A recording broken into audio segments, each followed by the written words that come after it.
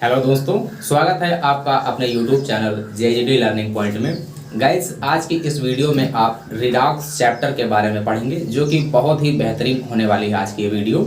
Guys, अगर ये video आपको अच्छी लगे तो ज़्यादा से ज़्यादा शेयर करें, और अगर आप चैनल पर नए हैं तो प्लीज़ चैनल को सब्सक्राइब करें और साथ में बेल आइकन पर प्रेस करके ऑल पर प्रेस करें ताकि ऐसे ही यूजफुल वीडियोज़ की नोटिफिकेशन मिलते रहें आपको सबसे पहले। तो चैप्टर हम स्टार्ट करेंगे, ऑक्सीकरण और अपचयन, जिसको रिडॉक्स अपक्रिया भी कहा जाता है। चैप्टर नेम है ऑक्सीकरण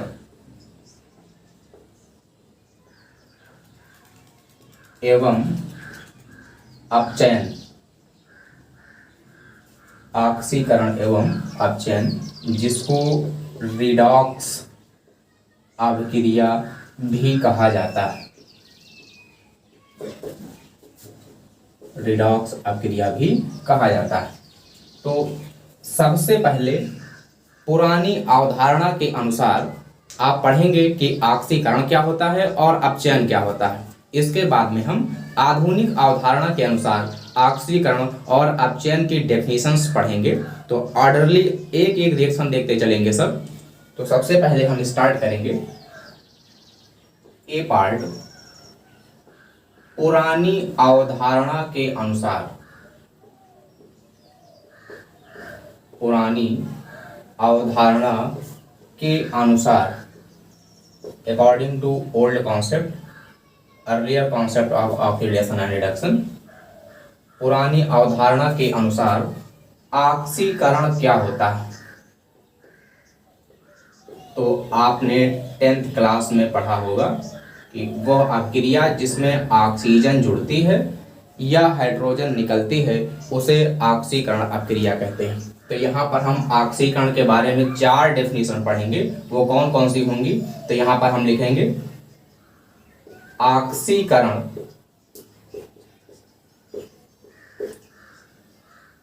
वह अभिक्रिया होती है। ऑक्सीकरण वह अभिक्रिया होती है जिसमें, इसमें हम 4 हेडिंग पढ़ेंगे। तो ऑक्सीकरण वह अभिक्रिया होती है जिसमें फर्स्ट पार्ट ऑक्सीजन जुड़ती है। ऑक्सीजन जुड़ती है। इनके एग्जाम्पल भी देख लिए जाए। ऑक्सीजन जुड़ती है तो एग्जाम्पल रहेगा यहाँ पर C+O2, एरो CO2। इस अभिक्रिया में कार्बन का ऑक्सीकरण हो रहा है क्योंकि कार्बन में ऑक्सीजन जुड़ करके CO2 बना रहा है। दूसरा एग्जाम्पल देखें, Mg+O2, arrow MgO, magnesium oxygen से मिलकर के मैग्नीशियम ऑक्साइड बनाता है। इसमें यहाँ पर रिएक्शन बैलेंस कर लेंगे आप। ऑक्सीजन के 2 परमाणु हैं, यहाँ पर भी 2 होने चाहिए तो 2MgO बनेगा। मैग्नीशियम डिस्टर्ब है तो इधर अभिकारक साइड में भी 2 मैग्नीशियम होने चाहिए। तो इस अभिक्रिया में क्या हो रहा है? मैग्नीशियम का ऑक्सीकरण हो रहा है क्योंकि मैग्नीशियम में ऑक्सीजन जुड़ रही है और यहाँ पर क्या फॉर्म कर रही है? Magnesium oxide. MgO है यहाँ पर मैग्नीशियम ऑक्साइड और CO2 कार्बन डाइऑक्साइड। तो फर्स्ट डेफिनेशन क्या है? ऑक्सीजन जुड़ती है। इसके बाद में हम सेकंड डेफिनेशन देखेंगे, हाइड्रोजन निकलती है। हाइड्रोजन निकलती है। तो ऑक्सीकरण क्या होती है? वह अभिक्रिया जिसमें ऑक्सीजन जुड़ती है। यहाँ पर हमने एग्जाम्पल देखा। अब दूसरा है हाइड्रोजन निकलती है। तो इसमें एग्जाम्पल्स देख लेंगे। हाइड्रोजन जिसमें रिमूव हो, फॉर एग्जाम्पल यहाँ पर हमने ले लिया HI, हाइड्रोजन आयोडाइड। और हाइड्रोजन आयोडाइड की रिएक्शन ऑक्सीजन के साथ करेंगे तो यहाँ पर फॉर्म होता है, क्या बनता है? H2O और आयोडीन बनती। तो यहाँ पर चेंज आप देख लीजिए, HI कन्वर्ट हो रहा है I2 में, मीन्स यहाँ पर हाइड्रोजन निकलती है। तो अच्छा रिएक्शन बैलेंस कर लिया जाए। ऑक्सीजन के यहाँ पर 2 परमाणु हैं, यहाँ पर भी 2 होने चाहिए, तो आप 2H2O लिख लेंगे। और जब आप 2H2O लिखेंगे तो हाइड्रोजन के 4 एटम हो जाएंगे, 4 परमाणु हो जाएंगे। तो अभिकारक साइड में भी 4 होने चाहिए। यहाँ पर आप 4HI लिख लेंगे, और जब 4HI लिखेंगे तो आयोडीन के यहाँ पर 4 परमाणु हैं, वहां पर 2 ही परमाणु हैं, तो आप क्या कर देंगे, यहाँ पर 2I2 कर देंगे। तो इस अभिक्रिया में भी क्या हो रहा है, HI से हाइड्रोजन निकल रहा है और आयोडीन फॉर्म कर रहा है। यहाँ पर HI का नाम क्या है, हाइड्रोजन आयोडाइड, हाइड्रोजन आयोडाइड। और यहाँ पर I2 क्या है, आयोडीन है, I2 आयोडीन है। इसके बाद इसमें दूसरा एग्जांपल देख लिया जाए। H2S प्लस Cl2, यहाँ पर क्या फॉर्म होगा, हाइड्रोजन क्लोरीन रिएक्ट करके HCl बना लेगा और सल्फर अलग हो जाएगा। रिएक्शन को अगर आप बैलेंस करेंगे, 2 हाइड्रोजन है 2 क्लोरीन है, यहाँ पर क्या फॉर्म होगा, 2HCl। HCl का नाम है हाइड्रोजन क्लोराइड, हाइड्रोजन क्लोराइड। ठीक, H2S का नाम है हाइड्रोजन सल्फाइड, हाइड्रोजन सल्फाइड। तो इस अभिक्रिया में भी आप चेक कर लें क्या हाइड्रोजन निकलती है। H2S परिवर्तित हो रहा है सल्फर में, तो यहाँ पर चेंज क्या हो रहा है, H2S से हाइड्रोजन निकल रही, इसलिए अभिक्रिया क्या होगी, ऑक्सीकरण। ठीक, इसके बाद हम देखते हैं 3rd नंबर रिएक्शन। आपने पहले क्या देखा, ऑक्सीकरण। ऑक्सीकरण वह अभिक्रिया होती है जिसमें पहली डेफिनेशन ऑक्सीजन जुड़ती है, ये एग्जाम्पल है। दूसरी डेफिनेशन हाइड्रोजन निकलती है, ये एग्जाम्पल। यहाँ पर HI परिवर्तित हो रहा है I2 में, HI I2 में मीन्स हाइड्रोजन निकल रहा है। H2S सल्फर में कन्वर्ट हो रहा है, यहाँ पर H2S से भी हाइड्रोजन निकलती, इसलिए ये 2 डेफिनेशन किसकी है, ऑक्सीकरण की। इसके बाद में आप C part 3rd number oxidation की डेफिनेशन देखेंगे। अभी आपने पहले क्या पढ़ी थी, A पार्ट में ऑक्सीजन जुड़ती है और B पार्ट में आपने पढ़ी थी हाइड्रोजन निकलती है। तो C पार्ट में देख लेंगे। C पार्ट डेफिनेशन क्या होगी, विद्युत ऋणात्मक तत्व जुड़ता है, एडिशन ऑफ इलेक्ट्रोनेगेटिव एलिमेंट, विद्युत ऋणात्मक तत्व जुड़ता है।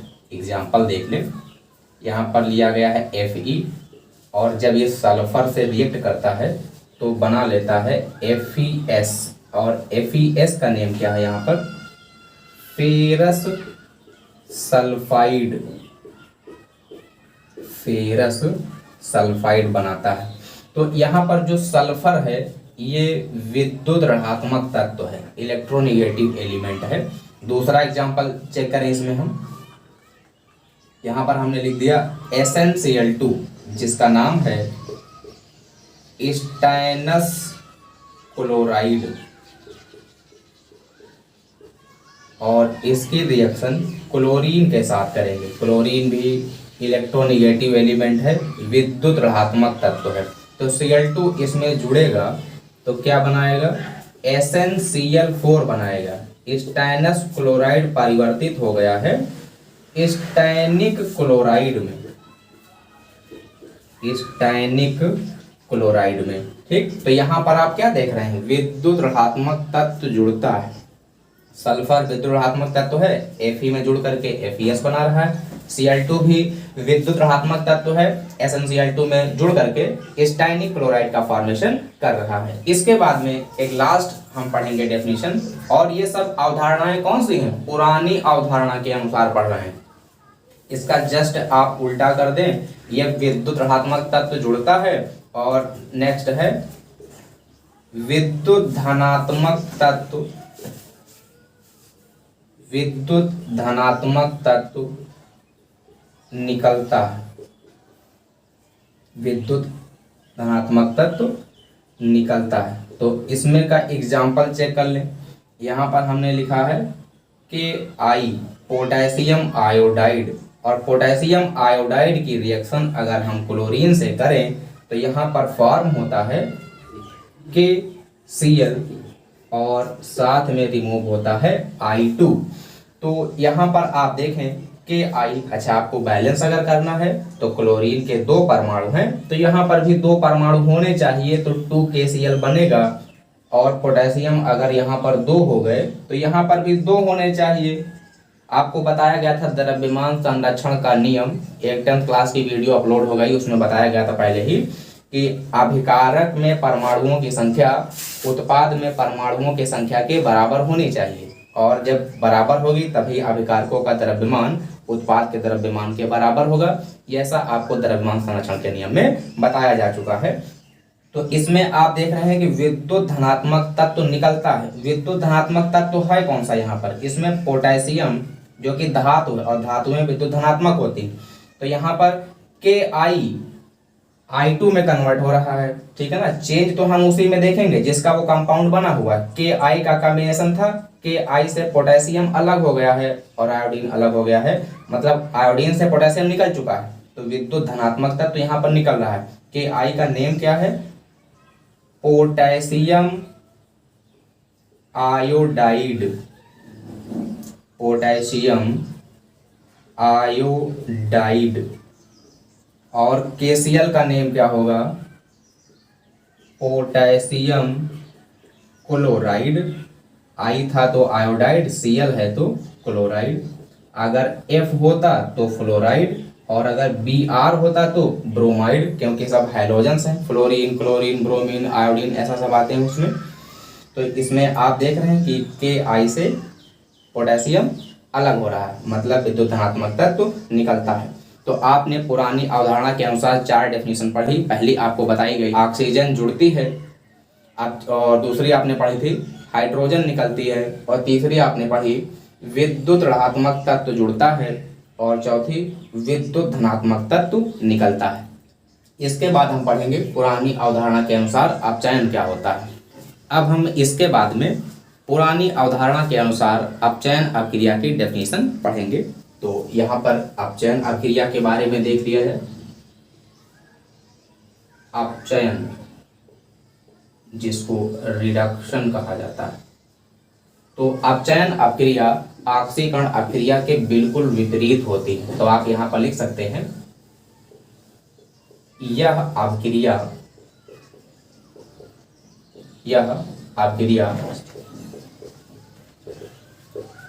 ऑक्सीकरण अभिक्रिया के,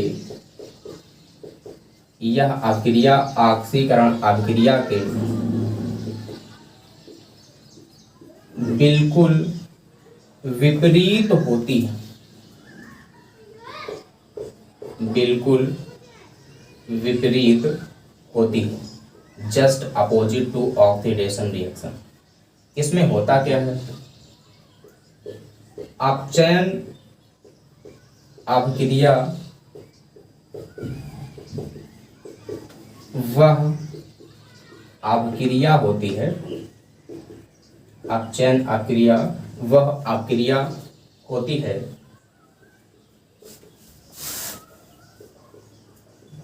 जिसमें, अपचयन अभिक्रिया वह अभिक्रिया होती है जिसमें फर्स्ट पार्ट यहाँ पर हम देख लें। आपको बताया गया कि ऑक्सीकरण अभिक्रिया के बिल्कुल उल्टा होती है। तो ऑक्सीकरण में आपने पढ़ा था ऑक्सीजन जुड़ती है, और दूसरा पढ़ा था हाइड्रोजन निकलती है। यहाँ पर हम पहला क्या करेंगे? वह अभिक्रिया जिसमें ऑक्सीजन निकलती है, ऑक्सीजन निकलती है। एग्जाम्पल देख लें तो बेहतर आपको समझ में आएगा। तो इसके एग्जाम्पल भी देख लें आप। CuO प्लस H2 एरो यहाँ पर फॉर्म होता है Cu प्लस H2O। तो आप परिवर्तन आप क्या देख रहे हैं यहाँ पर? CuO Cu में परिवर्तित हो रहा है, यहाँ पर आप क्या लिख रहे हैं, क्या समझ रहे हैं, यहाँ पर ऑक्सीजन निकलती है, रिमूवल ऑफ ऑक्सीजन, ऑक्सीजन का निकलना। और दूसरा भी एग्जाम्पल आप लिख सकते हैं यहाँ पर H2O+C, एरो H2+CO, यहाँ पर वाटर, जल से ऑक्सीजन निकल रहा है और H2 में परिवर्तित हो रहा है, तो यहाँ पर भी आप लिख सकते हैं ऑक्सीजन का निकलना, ऑक्सीजन का निकलना। और ऑक्सीजन का निकलना ही क्या कहलाती है, ऑक्सीकरण अभिक्रिया, सॉरी अपचयन अभिक्रिया कहलाती है। एक बात आप ध्यान रखेंगे यहाँ पर H2+CO, इन दोनों के कॉम्बिनेशन को, मतलब एक पार्ट H2 और एक पार्ट कार्बन मोनोऑक्साइड, इन दोनों के मिश्रण को जल गैस कहा जाता है।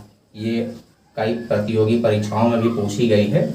निम्नलिखित में से कौन सी जल गैस होती है, H2+CO, एक होती है प्रोड्यूसर गैस, वो भी कई बार पूछी गई। प्रोड्यूसर गैस क्या होता है, CO+N2, इन दोनों के कॉम्बिनेशन को बोलते हैं प्रोड्यूसर गैस। ध्यान रखेंगे आप, CO और N2 है तो प्रोड्यूसर गैस कहते हैं, और CO+H2 है तो यहाँ पर CO+H2 है तो इसको क्या बोलेंगे, वाटर गैस या जल गैस कहा जाता है। तो फर्स्ट आपने पढ़ी ऑक्सीजन निकलती है। बी पार्ट देख लें इसमें, अपचयन अभिक्रिया वह अभिक्रिया होती है जिसमें ऑक्सीजन निकलती है और दूसरा हाइड्रोजन जुड़ती है, हाइड्रोजन जुड़ती है। तो इसके भी एग्जाम्पल देख लिया जाए तो आपको बेहतर समझ में आएगा। H2+Cl2, एरो 2HCl, यहाँ पर हाइड्रोजन क्लोरीन के साथ जुड़ करके HCl का फॉर्मेशन कर रही है। HCl का नाम हाइड्रोजन क्लोराइड, ये फर्स्ट एग्जाम्पल। और भी आप लिख सकते हैं N2+H2, नाइट्रोजन हाइड्रोजन से अभिक्रिया करके अमोनिया का निर्माण करती है। NH3, रिएक्शन बैलेंस नहीं है, संतुलित करना है आपको। कैसे संतुलित करेंगे, यहाँ पर नाइट्रोजन के 2 परमाणु हैं, उधर भी नाइट्रोजन के 2 परमाणु होने चाहिए। इसके लिए आप यहाँ पर 2NH3 लिखेंगे तो हाइड्रोजन डिस्टर्ब हो गए, हाइड्रोजन हो गए यहाँ पर 2 3 6, 6 हाइड्रोजन हो गए, तो आपको यहाँ पर लिख देना है 3H2, रिएक्शन बैलेंस हो जाएगी। तो इस डेफिनेशन में, एग्जाम्पल में हाइड्रोजन जुड़ रही है, हाइड्रोजन Cl2 में जुड़ करके HCl बना रहा है और हाइड्रोजन नाइट्रोजन में जुड़ करके अमोनिया का फॉर्मेशन कर रहा है। इसके बाद इसके हम 2 डेफिनेशन और देखेंगे। अब हम इसके बाद में थर्ड पार्ट डेफिनेशन पढ़ेंगे अपचयन अभिक्रिया का, और वो थर्ड पार्ट क्या रहेगा यहाँ पर, विद्युत ऋणात्मक तत्व निकलता है, विद्युत ऋणात्मक तत्व निकलता है। अच्छा, आपने ऑक्सीकरण में सी पार्ट में क्या पढ़ा था, विद्युत ऋणात्मक तत्व जुड़ता है। तो इसका एग्जाम्पल देखें तो बेहतर क्लियर होगा। FeCl3, यहाँ पर अगर हम हाइड्रोजन से रिएक्शन करें तो यह परिवर्तित हो जाता है FeCl2 में और साथ में बनाता है HCl। अब देखिए यहाँ पर FeCl3 है, फेरिक क्लोराइड इसका नाम है, फेरिक क्लोराइड। और फेरिक क्लोराइड किस में परिवर्तित हो रहा है, फेरस क्लोराइड में परिवर्तित हो रहा है। तो इसमें आप परिवर्तन देखें, और अभी हमने बताया कि विद्युत ऋणात्मक तत्व निकलता है। FeCl3 में क्लोरीन के परमाणु कितने हैं, 3, और यहाँ पर कितने हैं, 2। तो क्या विद्युत ऋणात्मक तत्व कम हो रहा है, बिल्कुल कम हो रहा है। इसलिए यह अभिक्रिया क्या होगी, अपचयन अभिक्रिया होगी। तो यहाँ पर इसको हम अगर संतुलित करना चाहें तो आप संतुलित कर लेंगे। 2FeCl3 से 2FeCl2 फॉर्म कर लेंगे और ये फॉर्म हो जाएगा। और एक चीज, हाइड्रोजन के 2 परमाणु हैं, यहाँ पर भी 2 होने चाहिए, तो 2HCl का फॉर्मेशन हो जाएगा। अब ये रिएक्शन पूरी बैलेंस है। एक एग्जांपल और देख लिया जाए इसका।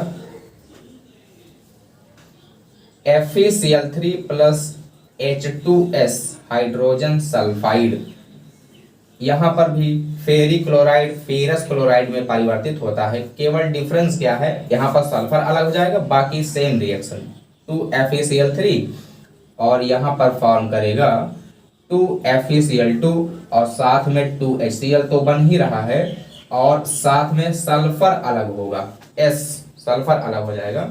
तो यहाँ पर भी FeCl3 FeCl2 में परिवर्तित हो रहा है।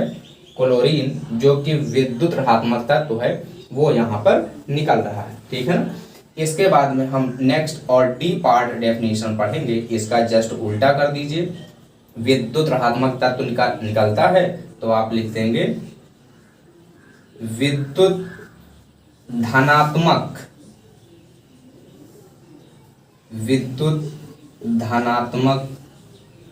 तत्व जुड़ता है,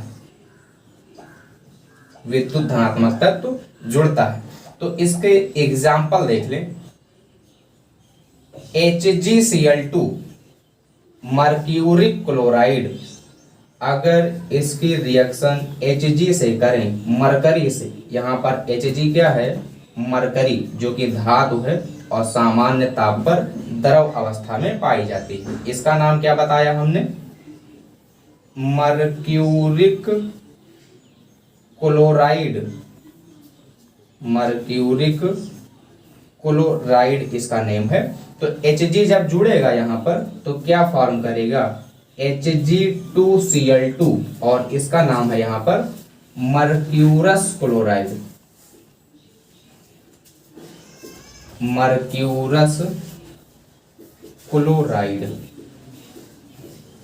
तो विद्युत धनात्मक तत्व, अभी हमने बताया था कि धातुएं विद्युत धनात्मक होते हैं, तो विद्युत धनात्मक तत्व इसमें जुड़ रहा है तो अब क्रिया क्या कहलाएगी, अपचयन कहलाएगी। एक एग्जांपल और देख लीजिए यार, CuCl2 प्लस Cu एरो, यहां पर क्या फॉर्म होगा, Cu2Cl2 बना लेगा। अब यह CuCl2 का नेम क्या है, इसका नेम है क्यूपरिक क्लोराइड, क्यूपरिक क्लोराइड। और CuCl2 का नेम क्या होगा, क्यूपरस क्लोराइड, क्यूपरस क्लोराइड। तो यहाँ पर कॉपर भी एक विद्युत धनात्मक तत्व है जो कि CuCl2 में जुड़ करके Cu2Cl2 का निर्माण कर रहा है। तो ये आप 4 डेफिनेशन अपचयन की कंप्लीट हो गई। ऑक्सीकरण में पुरानी अवधारणा के अनुसार आपको बताया गया, पहली डेफिनेशन ऑक्सीजन जुड़ती है और दूसरी आपने पढ़ी हाइड्रोजन निकलती है और तीसरी क्या पढ़ी थी, विद्युत ऋणात्मक तत्व जुड़ता है और चौथी आपने पढ़ी थी विद्युत धनात्मक तत्व निकलता है। अपचयन में आपने क्या पढ़ी थी, अपचयन में आपको बताया गया था कि अपचयन अपक्रिया ऑक्सीकरण अपक्रिया के बिल्कुल विपरीत होती है। तो पहली डेफिनेशन क्या होगी, ऑक्सीजन निकलती है और दूसरी हाइड्रोजन जुड़ती है और थर्ड पार्ट आपने पढ़ा विद्युत ऋणात्मक तत्व निकलता है और विद्युत धनात्मक तत्व जुड़ता है। तो ये चार डेफिनेशन ऑक्सीकरण और अपचयन की पुरानी अवधारणा के अनुसार पढ़ी गई हैं। इसके बाद में हम आधुनिक अवधारणा के अनुसार पढ़ेंगे ऑक्सीकरण क्या होता है और अपचयन क्या होता है, जिसमें हम फर्स्ट पार्ट बताएंगे आपको इलेक्ट्रॉनिक संकल्पना के आधार पर और सेकंड पार्ट बताएंगे ऑक्सीकरण संख्या के आधार पर। और वो भी अगर ये सब आपको डेफिनेशंस अच्छी तरह से आती हैं तो ऑक्सीकरण और अपचयन अपक्रिया पहचानने में आपको प्रॉब्लम नहीं होगी, कोई भी क्वेश्चन आपसे छूटेगा नहीं। तो इसका आप अच्छी तरह से कॉपी और पेन लेकर नोट्स जरूर बनाएं ताकि रिवीजन करने में आपको प्रॉब्लम ना आए। तो अब हम स्टार्ट कर रहे हैं ऑक्सीकरण अपचयन की आधुनिक अवधारणा। नेक्स्ट पार्ट है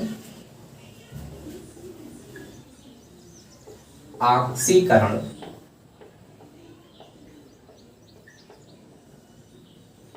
अपचयन की आधुनिक अवधारणा, modern concept of oxidation and reduction. तो ऑक्सीकरण अपचयन की आधुनिक अवधारणा में आपको दो पार्ट में डिवाइड करके बताया जाएगा, जिसमें पहला पार्ट है इलेक्ट्रॉनिक संकल्पना के आधार पर, इलेक्ट्रॉनिक संकल्पना के आधार पर, इलेक्ट्रॉनिक संकल्पना के आधार पर ऑक्सीकरण क्या होता है उसको हम पढ़ेंगे। और ये किसके अंतर्गत आएगा? आधुनिक अवधारणा, मतलब आधुनिक मेथड क्या है ऑक्सीकरण का और अपचयन का, और उसमें हम कौन सा पढ़ रहे हैं? इलेक्ट्रॉनिक संकल्पना के आधार पर। तो ऑक्सीकरण की डेफिनेशन है किसी परमाणु, अणु या आयन से, किसी परमाणु, अणु या आयन से इलेक्ट्रॉन का निकलना, परमाणु, अणु या आयन से, यहां पर हम कह सकते हैं एक या एक से अधिक, एक या एक से अधिक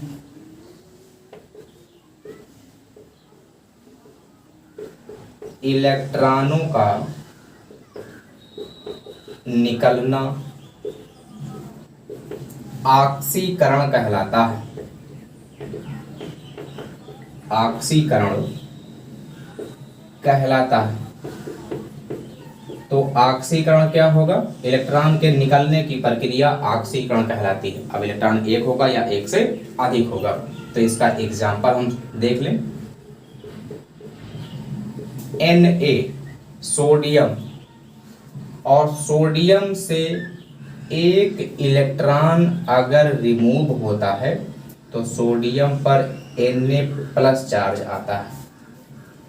पहले सोडियम पर कोई आवेश नहीं है, पूरी आवर्त सारणी में 118 तत्व उपस्थित हैं, उन पर कोई आवेश नहीं, मीन्स परमाणु विद्युत उदासीन है। क्यों? क्योंकि उसमें प्रोटॉनों की संख्या इलेक्ट्रॉनों की संख्या के बराबर होती है, इसलिए परमाणु विद्युत उदासीन होता है। प्रोटॉन पर प्लस का आवेश होता है और इलेक्ट्रॉन पर माइनस का आवेश होता है। जब प्लस और माइनस बराबर हैं तो कोई चार्ज नहीं, तो सोडियम पर कोई चार्ज नहीं। लेकिन जब सोडियम से एक इलेक्ट्रॉन निकल गया, तो जब एक इलेक्ट्रॉन निकल जाएगा तो 1+ चार्ज आ जाएगा उसके ऊपर। इसके बाद में मैग्नीशियम की बात करें, मैग्नीशियम से 2 इलेक्ट्रॉन रिमूव होकर के ये परिवर्तित हो जाता है Mg2+ में। इनका अष्टक भी कंप्लीट है। सोडियम का परमाणु क्रमांक 11 होता है, अगर इलेक्ट्रॉनिक विन्यास किया जाए तो 281 होता है, 281। और जब बाह्यतम कोश का एक इलेक्ट्रॉन निकल जाएगा तो अष्टक पूरा 2,8 Na+ पर बचेगा, अष्टक पूरा है। मैग्नीशियम अपना अष्टक कैसे पूरा करता है? 2 इलेक्ट्रॉन निकाल करके, परमाणु क्रमांक 12 होता है, 282, बाह्यतम कोश में 2 इलेक्ट्रॉन, और जब 2 इलेक्ट्रॉन निकल जाएंगे तो 2+ के चार्ज आते हैं। अगर आपके पास Fe3+ हो, आपने लिखा है किसी परमाणु, अणु या आयन से, हमने यहाँ पर आयन सेलेक्ट कर लिया। अगर Fe3+ से एक इलेक्ट्रॉन निकले, या फिर हम कहें यहाँ पर लिखा है Fe2+, और Fe2+ से एक इलेक्ट्रॉन निकलेगा तो ये किस में परिवर्तित हो जाएगा? Fe3+ में। इस पर पहले कोई आवेश नहीं था, एक इलेक्ट्रॉन निकला तो 1+ का आवेश। Mg पर कोई आवेश नहीं था, 2 इलेक्ट्रॉन निकले तो प्लस का 2 आवेश। अब मान लीजिए कि Fe पर कोई आवेश नहीं है और एक इलेक्ट्रॉन निकलेगा तो 1 प्लस का चार्ज आएगा, लेकिन इस पर पहले से ही 2 प्लस के चार्ज हैं और जब एक इलेक्ट्रॉन निकलेगा तो 1 प्लस का चार्ज बढ़ेगा, Fe3 प्लस में परिवर्तित हो जाएगा। तो यहाँ पर डेफिनेशन क्या होगी ऑक्सीकरण की आधुनिक अवधारणा के अनुसार, और इसमें इलेक्ट्रॉनिक संकल्पना मतलब इलेक्ट्रॉन पर बेस्ड यह अवधारणा है। किसी परमाणु अणु या आयन से एक या एक से अधिक इलेक्ट्रॉन का निकलना ऑक्सीकरण कहलाता है। इसके बाद में आप पढ़ेंगे सेकंड हेडिंग अपचयन रिडक्शन। अपचयन क्या होता है, जस्ट उल्टा। तो आप यहां पर क्या लिख सकते हैं, किसी परमाणु अणु या आयन में एक या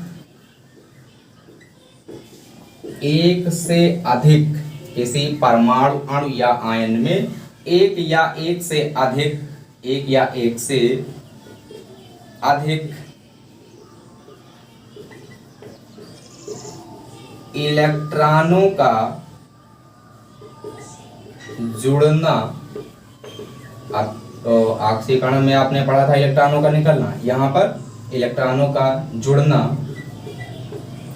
अपचयन कहलाता है। अपचयन कहलाता है। अपचयन अक्रिया हमेशा ऑक्सीकरण के विपरीत होती है। तो यहाँ पर अगर हम एग्जाम्पल देखें, मान लिया गया हमने यहाँ पर ले लिया है फ्लोरीन, और फ्लोरीन एक इलेक्ट्रॉन अगर ग्रहण करेगा, इसमें एक इलेक्ट्रॉन जुड़ेगा तो इस पर एक माइनस का चार्ज आएगा। क्यों? क्योंकि एक इलेक्ट्रॉन ग्रहण कर रहा है, इलेक्ट्रॉन पर एक माइनस का चार्ज है, इसलिए एक माइनस आ रहा है एक इलेक्ट्रॉन ग्रहण करने पर। अगर हम ऑक्सीजन परमाणु ले लें और ऑक्सीजन परमाणु 2 इलेक्ट्रॉन ग्रहण करके क्या बनाएगा, O पर 2 माइनस के चार्ज, सबका अष्टक पूरा है। फ्लोरीन का परमाणु क्रमांक होता है 9 फ्लोरीन का, और अगर इलेक्ट्रॉनिक विन्यास करें तो 2,7 होता है। बाह्यतम कोश में 7 इलेक्ट्रॉन, एक इलेक्ट्रॉन ग्रहण कर लेगा तो 2,8 अष्टक पूरा हो जाएगा। ऑक्सीजन का परमाणु क्रमांक 8 होता है, इलेक्ट्रॉनिक विन्यास करेंगे 2,6। ये सब कोश में इलेक्ट्रॉनिक विन्यास हैं। इसके पहले हमने आपको इलेक्ट्रॉनिक विन्यास की एक वीडियो अपलोड कर दी है, जिसमें उपकोश में इलेक्ट्रॉनिक विन्यास आपको बहुत ही बेहतरीन ढंग से सिखाया गया है। तो ऑक्सीजन के बाह्यतम कोश में 6 इलेक्ट्रॉन है, इसको अपना अष्टक पूरा करना होता है, मतलब बाह्यतम कोश में 8 इलेक्ट्रॉन हो जाए ताकि ये स्थायी हो। तो 2 इलेक्ट्रॉन एक्सेप्ट कर लेता है, ग्रहण कर लेता है। जब 2 इलेक्ट्रॉन ग्रहण करेगा तो ऑक्सीजन पर 2 माइनस के चार्ज आएंगे। और अगर हम यहाँ पर लिखें Fe3+ और Fe3+ अगर एक इलेक्ट्रॉन ग्रहण कर लेगा तो एक माइनस आएगा Fe3+ पर, तो Fe3+ का एक प्लस इसके एक माइनस से कैंसल हो जाएगा, मीन्स यहाँ पर क्या बनाएगा Fe2+। समझ पा रहे हैं ना? तो अपचयन किसी परमाणु अणु या आयन में एक या एक से अधिक इलेक्ट्रॉनों का जुड़ना अपचयन कहलाता है। क्लियर, समझ में आया सभी को? इसके बाद हम बी पार्ट हेडिंग पढ़ेंगे, ऑक्सीकरण संख्या के आधार पर ऑक्सीकरण क्या होता है और अपचयन क्या होता है। तो अब आप इसके बाद में आधुनिक अवधारणा के अनुसार ऑक्सीकरण और अपचयन की लास्ट स्टेप पढ़ेंगे, और जो कि ऑक्सीकरण संख्या के आधार पर है, तो उसके बारे में देखते हैं। नेक्स्ट बी पार्ट, आधुनिक अवधारणा में फर्स्ट पार्ट अभी आपने पढ़ा था इलेक्ट्रॉनिक संकल्पना के आधार पर। अब आधुनिक अवधारणा का दूसरा कॉन्सेप्ट यहाँ पर है, और ये है ऑक्सीकरण संख्या। ऑक्सीकरण संख्या के आधार पर ऑक्सीकरण क्या होता है और अपचयन क्या होता है, इसके बारे में हम सीखेंगे। लेकिन सबसे पहले आप यही जान लें कि ऑक्सीकरण संख्या क्या होता है। तो ऑक्सीकरण संख्या किसी तत्व, परमाणु या आयन पर उपस्थित आवेश को ही ऑक्सीकरण संख्या कहते हैं। अगर प्लस का 1 चार्ज है किसी पर तो +1 ऑक्सीकरण संख्या होगी। अगर माइनस का 2 चार्ज है तो माइनस के 2 ऑक्सीकरण संख्या होगी। अगर कोई चार्ज नहीं, कोई आवेश नहीं है तो ऑक्सीकरण संख्या 0 होगी। यहाँ पर हम आपको एग्जाम्पल से कुछ समझा दें ताकि यहाँ पर आपको बेहतर ढंग से समझ में आए। एक एग्जाम्पल हम ले रहे हैं यहाँ पर NaCl। अगर हम आपसे पूछें कि NaCl में Na की ऑक्सीकरण संख्या क्या है तो आप क्या ऐसे बता सकते हैं? नहीं, ये आयनिक कंपाउंड है, ये आयन में ब्रेक हो जाएगा, Na प्लस और Cl माइनस बनाता है, Na पर प्लस और Cl पर माइनस। इसको कैसे ब्रेक करते हैं? ये साल्ट है जिसको लवण कहते हैं। तो साल्ट में सबसे पहले धनात्मक पार्ट लिखा होता है और बाद में ऋणात्मक पार्ट लिखा होता है। अब हम बात करेंगे कि कैसे, कितने चार्ज आने चाहिए, +1 ही क्यों है और Cl पर -1 ही क्यों है। तो ये आपको थोड़ा सा ट्रिक वाइज बता दूंगा आपको। सोडियम के यहाँ पर संख्या कितनी है? सोडियम की संख्या है 1 और Cl की संख्या कितनी है? वो भी 1 है।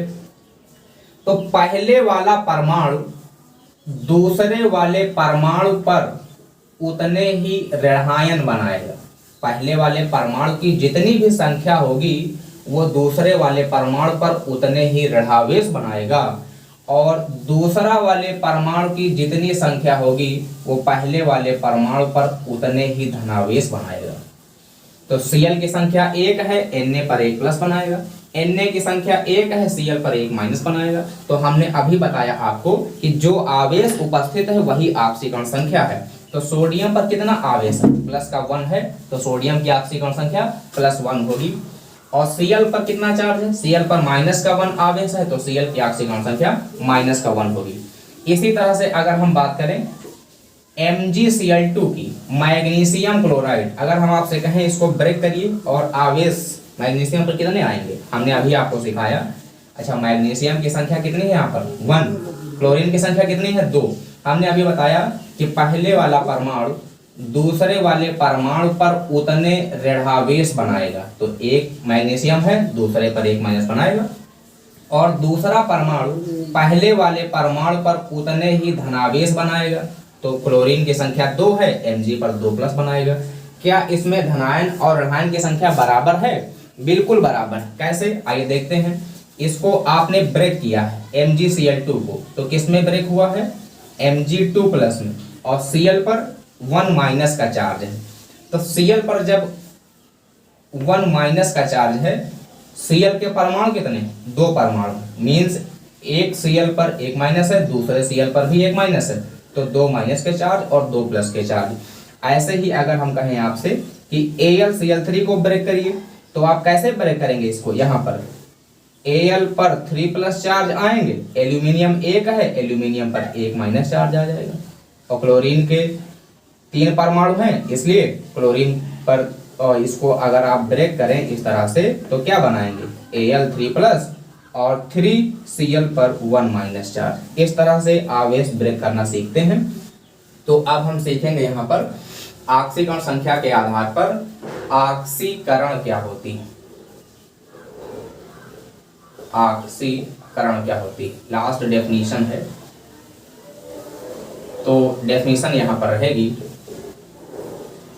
किसी रासायनिक अभिक्रिया में, किसी रासायनिक अभिक्रिया में तत्व की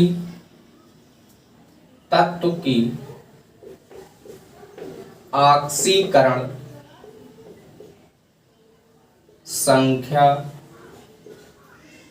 में वृद्धि, ऑक्सीकरण संख्या में वृद्धि ऑक्सीकरण कहलाती है। ऑक्सीकरण कहलाती है। अभी एग्जाम्पल से इसको हम समझेंगे। क्या बताया गया आपको? किसी रासायनिक अभिक्रिया में तत्व की ऑक्सीकरण संख्या में वृद्धि ऑक्सीकरण कहलाती है। तो अपचयन क्या होगी?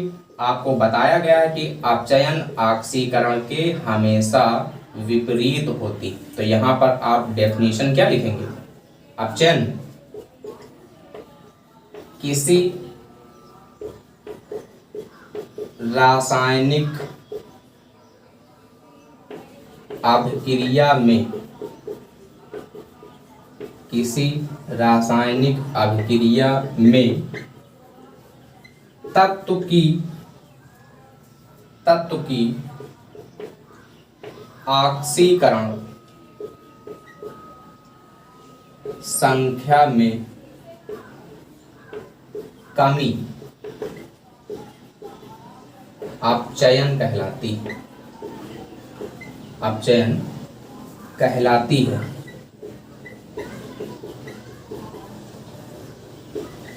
और ऑक्सीकरण संख्या में वृद्धि क्या कहलाती है? ऑक्सीकरण। और ऑक्सीकरण संख्या में कमी क्या कहलाती है? अपचयन कहलाती है। एग्जाम्पल देखें तो आपको समझ में आएगा। हमने यहाँ पर लिखा Zn जिंक ले लिया, इसकी अपक्रिया HCl से कर रहे हैं, हाइड्रोजन क्लोराइड के साथ। तो ये बनाता क्या है? ZnCl2 बनाता है और साथ में हाइड्रोजन गैस रिलीज होती है, हाइड्रोजन गैस मुक्त होती है। रिएक्शन को अगर आप संतुलित करें तो यहाँ पर 2HCl लिख लीजिए, रिएक्शन पूरी बैलेंस है। अभी हमने आपको ब्रेक करना सिखाया है। यहाँ पर जिंक पर कोई आवेश नहीं, तो आप यहाँ पर 0 लिख दीजिए। H और Cl को अगर ब्रेक करेंगे तो H पर +1 और Cl पर -1, क्योंकि हाइड्रोजन 1 है, Cl पर 1 माइनस बनाएगा, Cl 1 है, H पर 1 प्लस बनाएगा। इसको ब्रेक करें अगर तो Zn पर 2 प्लस आएगा और Cl पर 1 माइनस आएगा। यहाँ पर H2 पर 0 आएगा। और इसमें आप देखें Zn 0 से Zn 2 प्लस में परिवर्तित हो रहा है। मीन्स यहाँ पर आप लिखें ऑक्सीकरण संख्या में वृद्धि, 0 से +2 हो रहा है, और ऑक्सीकरण संख्या में वृद्धि क्या कहलाती है? ऑक्सीकरण कहलाती है। इसके बाद आप देखें H पर चेक करेंगे, H पर प्लस का 1 है और यहाँ पर H पर देखिए 0 है, तो आप क्या लिखेंगे? यहाँ पर ऑक्सीकरण संख्या में कमी, और ऑक्सीकरण संख्या में कमी क्या कहलाती है? अपचयन कहलाती है। आई होप आपको ये सब बेहतर ढंग से समझ में आया होगा। इसके बाद में मिलेंगे नेक्स्ट वीडियो में और इसके आगे चैप्टर को प्रोसीड करेंगे। Thanks for watching. वीडियो ज़्यादा से ज़्यादा शेयर करने का प्रयास करें।